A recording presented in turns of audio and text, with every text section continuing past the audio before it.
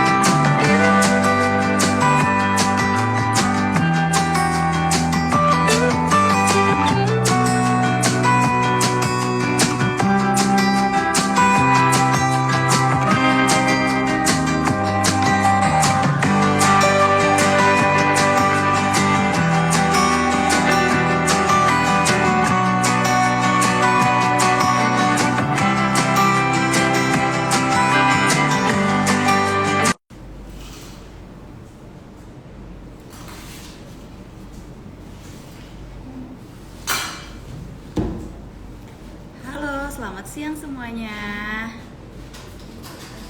Halo. Oke. Halo, selamat siang semua. Bukan siang sih, sore ya. Halo, selamat sore Sobat Eko semuanya. Gimana kabar semuanya? Semoga Sobat Eko yang lagi pada nonton nih dalam keadaan sehat-sehat ya. Biasanya jam-jam segini nih sahabat Eko mungkin lagi pada ngantor ya. Ada juga yang lagi WFH di kafe, di rumah. Boleh dong di absen dulu. Sobat Eko lagi pada di mana nih? Oke, perkenalkan saya Mega Raini yang akan memandu diskusi kita untuk sore ini. Sebelumnya saya mau ngucapin terima kasih dan selamat datang di cerita Eko yang bertajuk Atas Limbah dengan Pola Produksi Konsumsi yang Bertanggung Jawab. Mungkin kalau yang baru join nih masih bertanya-tanya nih, apa sih cerita Eko itu gitu. Jadi saya jelasin dikit ya. Jadi cerita Eko itu merupakan sebuah platform diskusi yang dihadiri oleh narasumber ahli di bidangnya dan dilaksanakan melalui live Instagram serta mendiskusikan semua hal yang terkait lingkungan dengan harapan dapat memotivasi masyarakat, pelaku usaha dan sektor lainnya untuk turut andil menjaga kelestarian lingkungan. Oke, cerita Eko kali ini membahas tentang permasalahan limbah akibat pola konsumsi dan produksi yang tidak bertanggung jawab. Sebelum mulai diskusinya nih, saya mau menjelaskan dikit, dari tadi menjelaskan terus ya. Saya mau menjelaskan lagi dikit tentang bahasan cerita Eko untuk sore ini. Jadi menurut data BPS yang saya dapat nih, jumlah penduduk Indonesia pada tahun 2022 mencapai 275,77 juta jiwa. Jadi dengan meningkatnya populasi ini, maka berbanding lurus juga dengan tingkat konsumsi yang dilakukan. Dalam hal ini, pola konsumsi produksi yang tidak memperhatikan aspek lingkungan yang bertanggung jawab akan berdampak buruk terhadap lingkungan. Oleh karena itu, salah satunya dengan pengurangan limbah. Nah, daripada bosen nih, karena saya juga bukan ahli dari bidang ini ya, tentunya saya tidak sendiri. Cerita Eko hari ini saya mengundang langsung narasumber yang ahli di bidangnya. Saya perkenalkan dulu, ada Mbak Fani Yulia Zahra, yaitu account eksekutif dari satu platform. Halo Mbak Fani. Halo Mbak Mega, selamat sore. Halo. Hai, selamat sore Mbak Fani. Gimana kabarnya nih Mbak Fani? Alhamdulillah baik Mbak Mega. Mbak Mega apa kabar?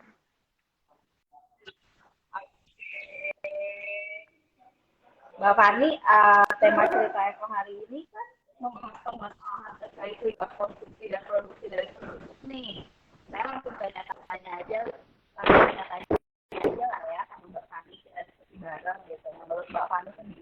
gimana sih laju pertumbuhan penduduk Indonesia saat ini?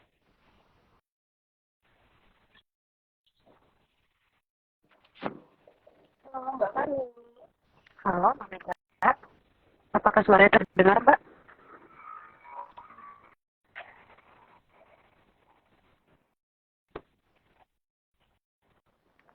Coba sinyalnya Halo, Mbak Mbak Mega. Fani. Halo, Mbak. Halo saya. Halo. Mbak Fani, suara saya jelas nggak? Halo, Mbak, sudah terdengar suaranya? Oke, saya ulang pertanyaannya barusan ya. Jadi Mbak Fani, Oke, tema Mbak. cerita Eko hari ini kan membahas permasalahan terkait limbah konsumsi dan produksi dari penduduk nih.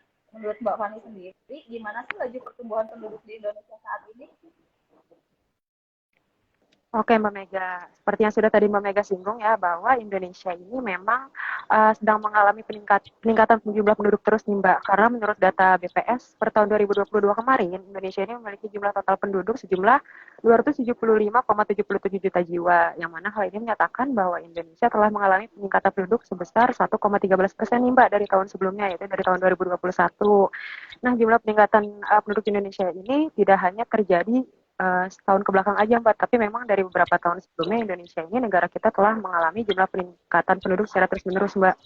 Jadi diperkirakan bahwa negara kita akan terus mengalami peningkatan jumlah penduduk sekitar 1-2% setiap tahunnya. Gitu.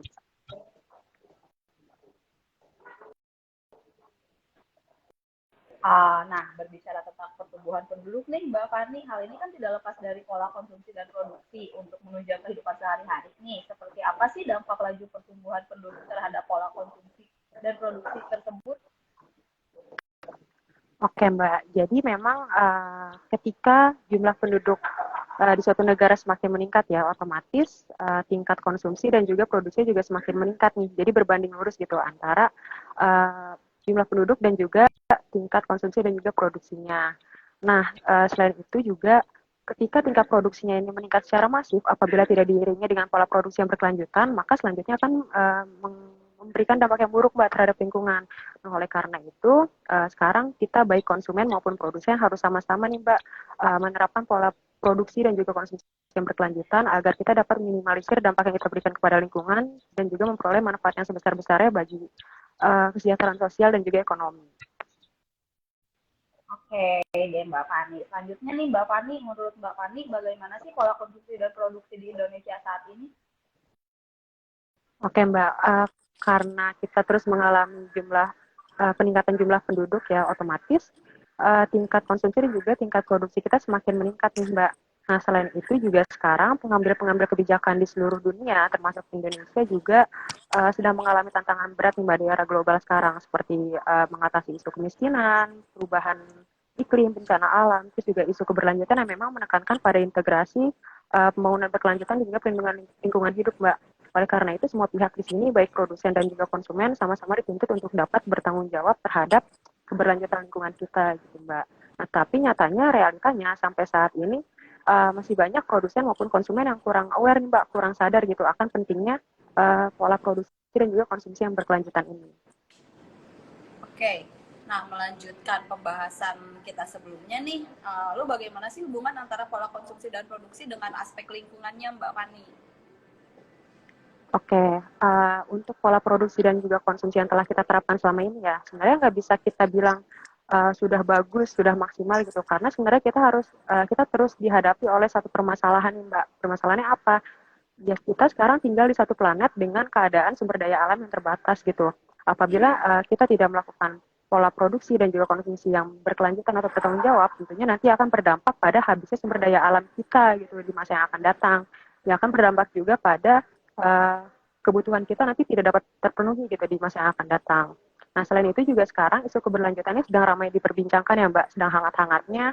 Terus juga memang menjadi topik yang krusial karena berbagai pihak di sini termasuk produsen, konsumen, investor, pemerintah gitu sudah semakin sadar nih terkait pentingnya aspek-aspek lingkungan dalam pola produksi dan juga konsumsi ini. Terus juga sebenarnya pola produksi dan konsumsi yang berkelanjutan ini masuk, Mbak, ke dalam poin SDGs nomor 12 yaitu Responsible Consumption and Production. Nah, mengingat ini juga menjadi suatu isu global gitu ya, nggak hanya ramai dibincangkan di Indonesia aja gitu, tapi memang sudah mendunia global gitu. Oleh karena itu sekarang produsen dituntut harus bisa menerapkan langkah-langkah konkret agar dapat tetap bisa memenuhi kebutuhan konsumennya, tapi tetap selaras juga Mbak untuk keberlanjutan lingkungan dan juga kesejahteraan sosial ekonomi. Oke, ngomong-ngomong soal limbah nih Mbak Fani, apa saja sih dampak pola konsumsi dan produksi yang tidak bertanggung jawab nih dari si limbah yang dihasilkan tadi? Oke Mbak, tentunya perusahaan yang melakukan produksi pastinya menghasilkan limbah ya. Nah, limbah yang dihasilkan ini bisa dihasilkan dari proses produksinya sendiri ataupun limbah turunan yang didapatkan dari supplier-supplier perusahaan tersebut. Nah, tentunya perusahaan yang tidak menerapkan pola produksi berkelanjutan dari awal akan menghasilkan timbulan limbah yang lebih tinggi dibandingkan dengan perusahaan-perusahaan yang tidak menerapkan pola produksi berkelanjutan tersebut. Nah, nantinya akan berdampak pada pencemaran lingkungan dan berakibat pada uh, kehilangan pasokan kita gitu di masa yang akan datang. Nah, nantinya ketika bahan baku kita sudah menjadi langka nih, Mbak, tentunya perusahaan-perusahaan bisa dihadapi dengan situasi ketidakpastian mereka dalam memperoleh bahan baku tersebut yang akan berdampak mungkin mereka bisa saja mengurangi tingkat produksi mereka atau bahkan menghentikan produksi mereka gitu. Dengan kata lain mereka nggak bisa lagi nih uh, memenuhi kebutuhan konsumen mereka gitu. Nah, selain itu juga ketika nanti bahan bakunya sudah langka, maka harga-harga pun akan semakin naik ya, akan meningkat gitu. Nah, tentunya perusahaan-perusahaan yang sudah tidak menerapkan pola produksi bertanggung jawab ini dari awal, pasti akan mengeluarkan kos yang lebih tinggi dibandingkan perusahaan yang sudah menerapkan pola produksi berkelanjutan dari awal gitu, Mbak. Nah, hal ini menyebabkan margin perusahaan semakin lama akan semakin rendah gitu, sering berjalannya waktu. Nah, terus apabila limbah tersebut tadi menjadi temuan gitu dan perusahaan tersebut mendapatkan laporan terkait pengelolaan limbahnya yang tidak bertanggung jawab, maka nantinya akan berdampak pula pada penurunan brand value atau reputasi perusahaan tersebut, di mana nanti perusahaan dapat kehilangan kepercayaan dari berbagai pihak, termasuk konsumen, investor, pemerintah di sini. Karena investor juga, sebagaimana kita tahu ya, mereka pasti akan selalu memilih atau memprioritaskan perusahaan-perusahaan yang dinilai sudah melakukan pola produksi yang bertanggung jawab gitu. Kenapa? Karena perusahaan yang berkelanjutan di sini dinilai bisa memberikan jaminan atau manfaat yang dalam jangka waktu yang panjang gitu Mbak bagi para investor. Kayak gitu sih kurang lebih gambarannya Mbak. Oke, jadi emang sih dampaknya itu cukup besar ya, bukan cukup sih besar banget ya Betul, Mbak Fani ya. betul, betul Mbak. Pertanyaan selanjutnya nih Mbak Fani, ini termasuk pertanyaan pribadi saya juga sih Mbak Fani, yaitu bagaimana sih cara masyarakat atau kita sendiri ini untuk mengurangi sifat konsumtif atau konsumsi yang cenderung tinggi. Oke, sebenarnya kalau untuk membelanjakan atau memenuhi kebutuhan kita ya Mbak, sebenarnya itu nggak bisa kita bilang sebagai hal buruk juga. Selama dalam memenuhi hal tersebut itu tidak membahayakan keberlangsungan diri kita sendiri maupun lingkungan sekitar kita Mbak. Tetapi dalam memenuhi hal-hal tersebut memang kita harus tetap berada dalam batasan-batasan tertentu agar kita tetap bisa menjamin keberlangsungan kita di masa yang akan datang. Nah, contohnya apa sih? Contoh dalam kehidupan sehari-hari ya, kita tetap bijak dalam menggunakan air, listrik, terus juga dalam mengkonsumsi makanan, energi gitu. Terus partisipasi kita dalam mendukung upaya pengurangan plastik juga perlu dikencengin lagi Mbak, seperti penggunaan tumbler gitu kalau misalnya lagi di luar rumah ya. Terus juga penggunaan paper bag atau tote bag gitu ketika kita berbelanja di offline store. Nah itu kalau case-nya offline store Mbak. Nah kalau misalnya kita suka belanja di online store nih, kayak cewek-cewek kayak gitu kan. Nah itu kita di sini harus menanamkan prinsip belanjakanlah kebutuhanmu yang memang benar-benar menjadi kebutuhanmu gitu. Jadi jangan semata-mata belanja banyak, tapi sebenarnya itu cuma keinginan belaka gitu, nggak butuh-butuh banget sebenarnya. Nah itu kenapa kita harus concern sampai situ? Karena kalau kita semakin banyak barang yang kita beli di online store gitu, maka akan semakin banyak timbulan limbah yang secara sadar, yang nggak secara sadar, gimana sih, yang secara nggak sadar kita timbun gitu Mbak. Karena kan misal kalau misal kita beli produk kecil gitu ya dari online store, nah itu kan packagingnya lumayan lebih banyak gitu ya limbahnya, kayak bubble wrapnya tebal banget, terus juga kardusnya, belum lagi ada plastiknya kayak gitu. Nah itu pola pikir kita memang harus concern sampai situ juga Mbak, kalau misalnya kita mau benar-benar mewujudkan pola konsumsi yang bertanggung jawab juga kayak gitu. Terus mungkin selebihnya kita sebagai konsumen harus lebih jeli dan juga pintar sih dalam memilah produk ataupun produsen yang ramah lingkungan kayak gitu. Oke, Jadi ini tuh harus kayak pinter-pinter dari kitanya sendiri gitu ya Mbak ya. Jadi yang Betul. lagi audiens yang lagi nonton juga nih, memang kita tuh memang udah harus aware sama hal-hal seperti ini gitu. Mulai dari hal-hal kecil seperti bawa tumbler kemana-mana gitu, mengurangi konsumsi plastik yang berlebihan, itu juga aksi kita yang sedikit itu benar-benar bisa ngaruh sih ke depannya gitu ya Mbak Fani ya. Gitu. Buat yang lain mungkin kalau yang lagi nonton, mungkin kalau ada pertanyaan buat Mbak Fani boleh loh ditanyakan, nanti saya bacain, saya tanyakan juga Boleh, pada. mangga. Oke, lanjut nih kita diskusi lagi Mbak. Oke. Boleh. Dari segi perusahaan atau produsen nih, apa saja sih tindakan mereka untuk bijak dalam melakukan proses produksi dalam meminimalisasi timbulan limbah ini, Mbak? Oke, yang pertama mungkin perusahaan bisa menerapkan clean energy ya dalam proses produksi mereka. Nah, clean energy itu apa? Clean energy itu merupakan teknologi bersih yang dapat digunakan perusahaan. Jadi ketika teknologi ini digunakan, nantinya GRK atau gas rumah kaca yang dihasilkan itu dalam level yang sangat rendah ataupun hampir mendekati nol gitu. Tentunya teknologi ini akan memberikan dampak lingkungan yang lebih minim dibandingkan dengan penggunaan teknologi yang lainnya gitu, Mbak. Kemudian di sini pola pikir perusahaan mengenai keberlanjutan atau pola produksi yang bertanggung jawab perlu disosialisasikan juga nih kepada supplier-suppliernya.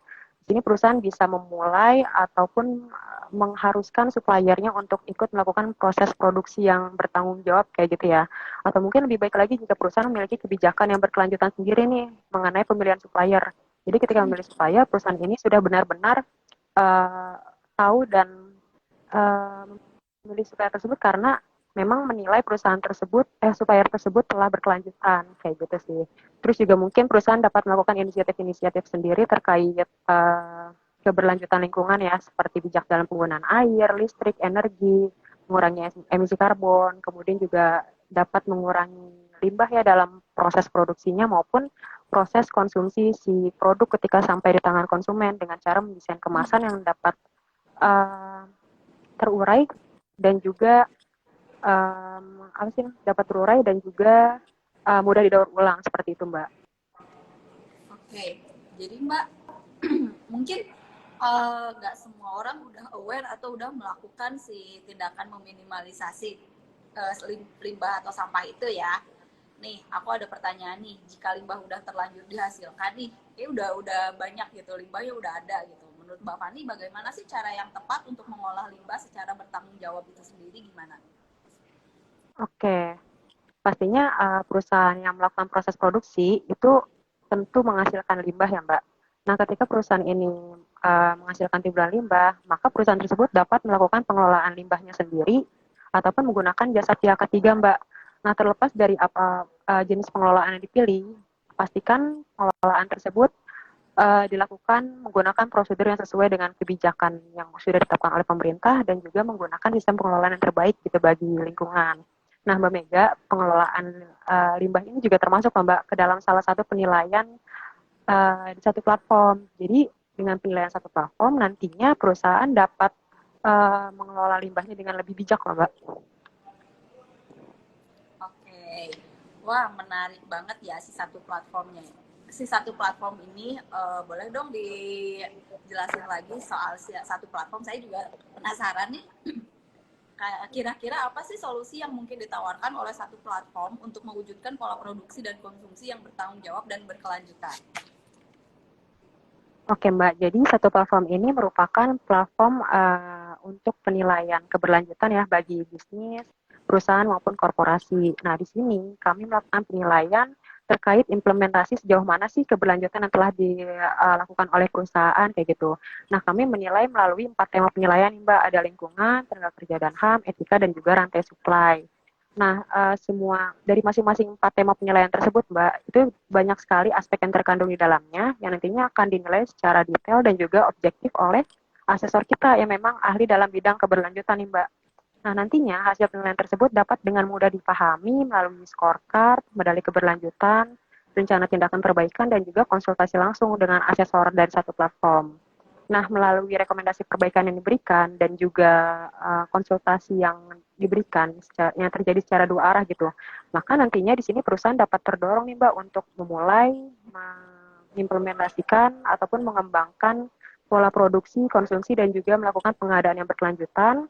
Kemudian selain itu di sini juga perusahaan dapat memasukkan informasi-informasi apa saja terkait implementasi keberlanjutan yang telah dilakukan ke dalam siklus pelaporan perusahaan tersebut yang nantinya dapat meningkatkan kredibilitas perusahaan tersebut Mbak, yang nantinya juga kalau kredibilitas perusahaan naik kan otomatis investor bertambah, konsumen meningkat, yang berdampak juga pada naiknya profit perusahaan gitu Mbak. Jadi kurang lebih benefit untuk perusahaan seperti itu.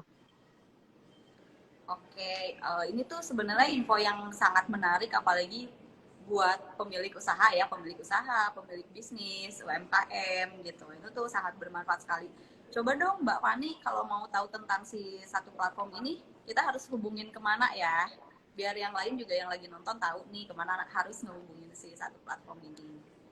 Oke, bisa langsung ke websitenya aja www.1.1platform.com atau kontak by Instagram satu platform atau ada link ini juga satu platform. Terus bisa juga via personal chat aku ya ke Instagram ataupun by WA. Oke, nanti kalau misalnya buka website satu platform pun di situ tertera semua kok kontaknya. Jadi tinggal pilih aja nanti mau gampang kok ngerisnya.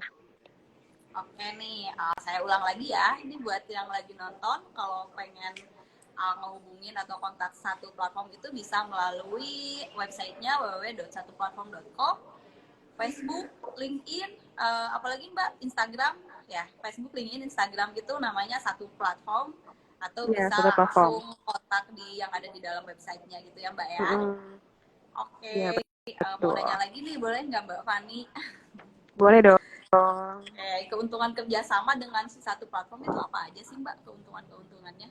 Oke, jadi kalau untuk keuntungannya, yang pertama perusahaan mungkin bisa meningkatkan daya tarik investor ya di sini. Sebagaimana yang telah kita singgung tadi nih Mbak, kalau misalnya perusahaan sudah menerapkan pola produksi dan juga konsumsi yang bertanggung jawab, maka otomatis investor juga melirik ke perusahaan tersebut. Kenapa? Karena di mana-mana pasti investor akan lebih memilih dan memprioritaskan perusahaan-perusahaan yang dapat berproduksi dalam jangka waktu yang panjang gitu. Karena mereka pasti dapat membuktikan kepada si investor kalau mereka dapat memberikan manfaat dan juga jaminan dalam jangka waktu yang panjang. Nah, selain itu nih Mbak, Otoritas Jasa Keuangan atau OJK per tahun 2015 kemarin telah mempertimbangkan aspek-aspek lingkungan bagi perusahaan ya ke dalam manajemen risiko mereka dalam hal pemutusan peminjaman dan juga investasi kayak gitu. Jadi di sini untuk perusahaan-perusahaan yang memang sudah menerapkan proses produksi secara berkelanjutan gitu, nantinya akan mendapatkan kemudahan nih Mbak dalam hal finansial di sini. Terus juga yang kedua, perusahaan di sini dapat meningkatkan daya tarik pasar. Nah, tadi kita juga udah singgung ya Mbak, semua pihak di sini sudah mulai concern nih terhadap isu keberlanjutan lingkungan yang perlu diterapkan juga nih, baik oleh produsen maupun konsumen. Nah, terus aku juga kemarin sempat baca-baca nih Mbak, menurut survei yang dilakukan oleh WWF Indonesia terhadap konsumen yang berusia 15 hingga 45 tahun, terdapat 53% konsumen yang justru mengalami kesulitan dalam menemukan produk atau layanan yang ramah lingkungan. Nah, oleh karena itu, dari sini harusnya bisa menjadi peluang bagi perusahaan-perusahaan untuk dapat menciptakan atau menyediakan produk-produk atau layanan yang ramah lingkungan gitu sebagaimana yang diminta oleh konsumen tersebut kayak gitu Mbak. Kemudian perusahaan di sini juga dapat meningkatkan brandingnya. Nah kalau branding perusahaan naik, otomatis nanti investor bisa bertambah, konsumen meningkat dan juga profit perusahaan meningkat ya Mbak. Nah nantinya perusahaan ketika telah mendapatkan titel sebagai perusahaan yang telah beroperasi secara berkelanjutan kayak gitu. Nah, hal itu bukan hanya sebagai pemanis bagi perusahaan, Mbak, tapi juga dapat dijadikan hal pembeda yang dapat membedakan perusahaan tersebut dibandingkan kompetitor-kompetitornya. Nah, nantinya ketika tren produsen atau produk-produk ramah lingkungan ini semakin mengemuka, tentunya perusahaan-perusahaan yang tidak menerapkan pola produksi berkelanjutan ini akan semakin tertinggal dan mereka akan memiliki resiko kehilangan pangsa pasar ya gitu Mbak dalam jangka waktu yang panjang gitu kurang lebih. Oke Mbak, jadi memang si satu platform ini ngasih benefit yang banyak banget ya buat perusahaan, pemilik perusahaan nih. Kalau gitu Mbak, perusahaan apa aja sih yang bisa join sama satu platform nih Mbak? Oke, kita di satu platform ini melayani sampai dengan 18 sektor industri ya. Jadi hampir semua sektor itu kita cover dalam satu platform. Ada manufaktur, pertambangan, rumah sakit, pengelolaan limbah, terus juga penyediaan pasokan, dan macam-macam deh, Mbak. Pokoknya hampir semua sektor itu bisa melakukan penilaian di satu platform. Jadi nggak usah khawatir, semua industri kita layani. Oke, jadi emang hampir semua sektor tercover gitu ya Mbak ya? Dari Iya, rumah betul sakit, sekali, segala Mbak. macam, itu udah. Jadi memang jangan khawatir kalau yang punya bisnis nih, punya usaha nih, apapun sektor usaha kalian bisa langsung menghubungi satu platform aja ya gitu. Oke, Betul banget, next Mbak Mega. questions, pertanyaan berikutnya nih, kita diskusi aja ya. Pertanyaan berikutnya sih, bagaimana cara kerjasama dengan si satu platform ini? Apa aja sih syaratnya gitu? Misalnya saya pemilik usaha nih, tertarik nih, pengen join gitu, pengen kerjasama sama satu platform, itu harus gimana Mbak? Oke, mungkin di sini kerjasama yang dimaksud itu melakukan penilaian di satu Ya. platform ya, Mbak? Oke, di sini perusahaan nanti bisa langsung registrasi dulu ya di websitenya satu platform. Nanti di situ perusahaan bisa mengisi data-data general dulu terkait perusahaan.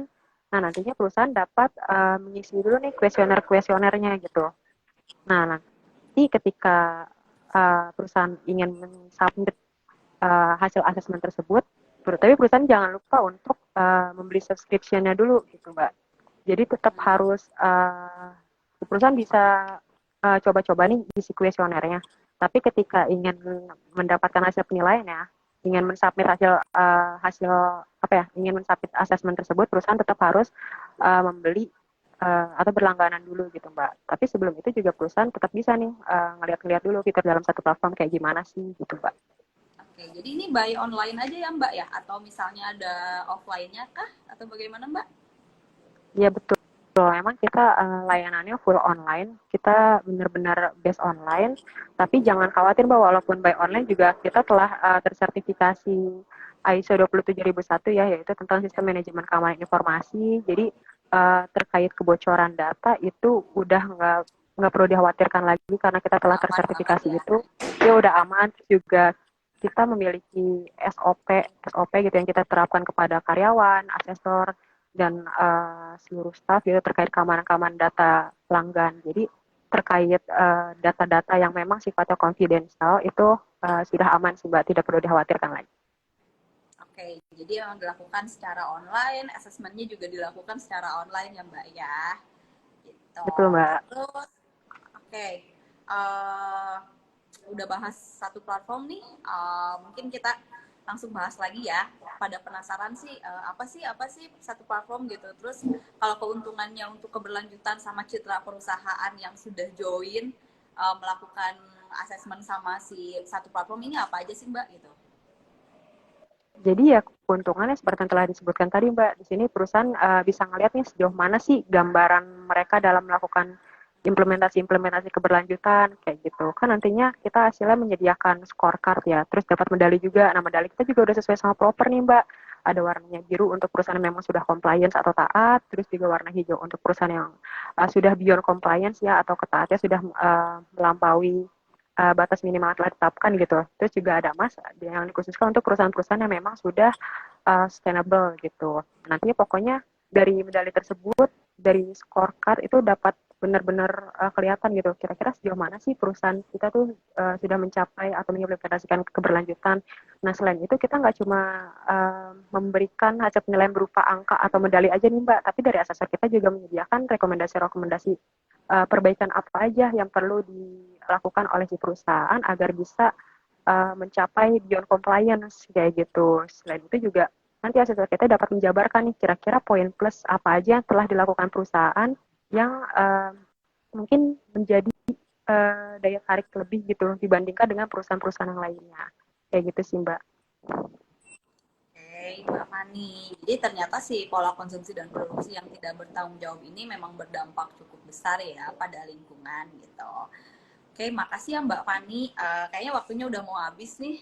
Makasih banget Mbak Fani udah mau sharing bersama kita di sini dan meluangkan waktunya juga. Semoga apa yang Sama-sama Mbak disampaikan Mega. oleh Mbak Fani ini bisa bermanfaat untuk kita semua ya Mbak Fani. Sebelum ditutup nih Mbak Fani, mungkin ada closing statement yang mau disampaikan?